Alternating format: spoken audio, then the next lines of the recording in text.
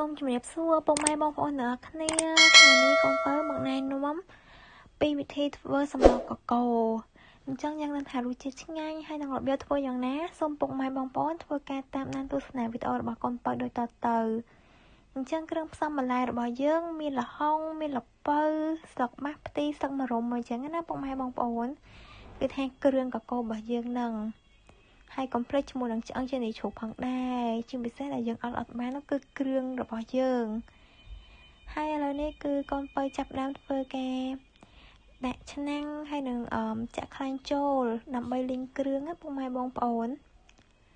អញ្ចឹងឥឡូវនេះគឺកូនបើបានធ្វើការដាក់គ្រឿងចូលហើយយើងធ្វើការលីងវាឲ្យរាងឈ្ងុយទៅណាពុកម៉ែបងប្អូនអញ្ចឹងយើងកូរវាចុះឡើងចឹងមកហើយនេះគ្រឿងរបស់យើងគឺថារាងឈ្ងុយបដាបដាហើយយើងធ្វើការដាក់ប្រហុកចូល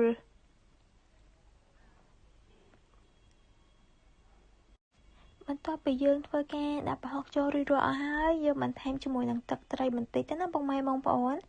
ដើម្បីកុំឲ្យឆ្នាំងរបស់យើងវារាងចង់ខ្លោចអីចឹងទៅណា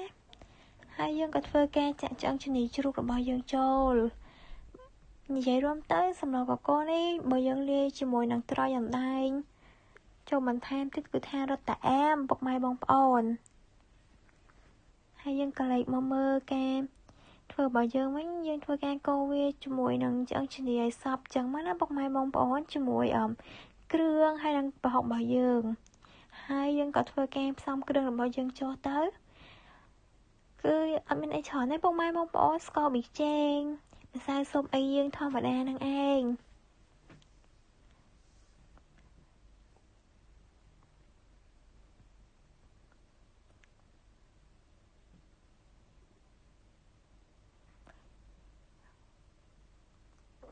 ហើយវីដេអូនេះផងដែរផ្ញើជូនពិសេសចំពោះកំមុំដែលចង់បានប្តីតែមិនទាន់ចេះស្លកកូរនិយាយលេងឯងពុកម៉ែបងប្អូនអត់ចេះស្លក៏អាចយកប្តីបានដែរថ្ងៃនេះយើងបន្ថែមបើគ្រួសតិចទៅដើម្បីឲ្យវាមានជាតិរឹតតែឆ្ងាញ់បើពុកម៉ែអាចចង់ដាក់ក៏បានដែរដោយសារតែយើងបានដាក់ម្សៅស៊ុបហើយទឹកត្រីរួចរាល់មុនហ្នឹងហ៎ហើយយើងធ្វើការចាក់ទឹកបន្តិចដើម្បីធ្វើការងាស់វានេះពុកម៉ែបងប្អូន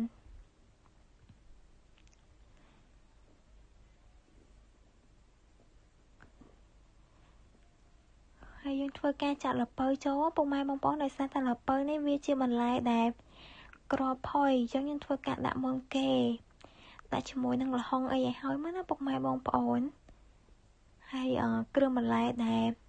វាឆាប់រលួយចាំយើងដាក់ក្រោយគេ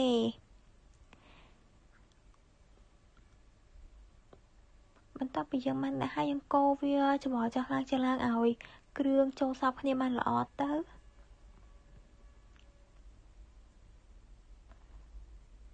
ការប៉ាត់ស្លកកូរពុកម៉ែបងប្អូនអត់មានអីពិបាកធ្វើទេក៏តែវាមានគ្រឿងផ្សំច្រើនអញ្ចឹងណាហើយនេះយើងធ្វើការដាក់អង្ករលីងចូលយើងកូរត្រឡប់វាឲ្យសព្វគ្នាម្ដងទៀត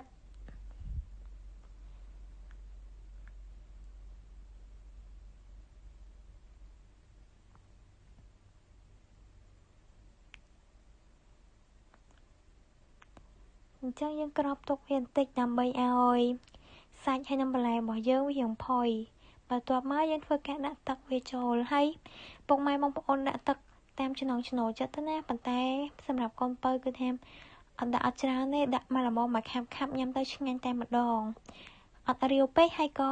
មិនខាប់ពេកដែរ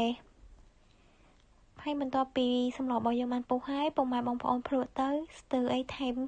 គ្រឿងនឹងខ្លួនឯងណាពុកម៉ែបងប្អូនបើចូលចិត្តប្រៃក៏ថែមទឹកត្រីអីចឹងទៅថាចូលចិត្តរាងសាំក៏ថែមទឹកបន្តិចទៅតាមចំណង់ចំណូលចិត្តពុកម៉ែបងប្អូនអញ្ចឹងណាអញ្ចឹងជាចុងក្រោយយើងបងបន្លែដែលឆាប់រលួយចូលទៅមានស្លឹកបាសមានផ្ទីមានស្លឹកម្រុំស្លឹកតែបន្លែពៅតែម្ដងពុកម៉ែបងប្អូនហើយបន្លែស្លឹកនេះដែរគឺអត់មានទិញឆ្ងាយទេពុកម៉ែបងប្អូនបេះតែតាមជុំវិញផ្ទះហ្នឹងយកទៅណាមអស់ទាំងល្ហុងទាំងអីហ្នឹងសុទ្ធតែជាបន្លែធម្មជាតិតែ កូនបើរកតាមជុំវិញផ្ទះអញ្ចឹងណាតាមលបងតាមព្រៃស្ដុកព្រៃអីចឹងទៅហើយនេះនៅពេលដែលយើងកូរវាសព្វហើយសម្លរបស់យើងក៏បានឆ្អិនរួចរាល់ជាចុងក្រោយក៏សូមអរគុណដល់ពុកម៉ែបងប្អូនផងដែរដែលបានតាមដានទស្សនាវីដេអូរបស់កូនបើសូមពុកម៉ែបងប្អូនជួយធ្វើការចុច like subscribe និងដាក់រូបសញ្ញាកណ្ដឹងជាការលើកទឹកចិត្តដល់កូនបើផងណាសូមអរគុណ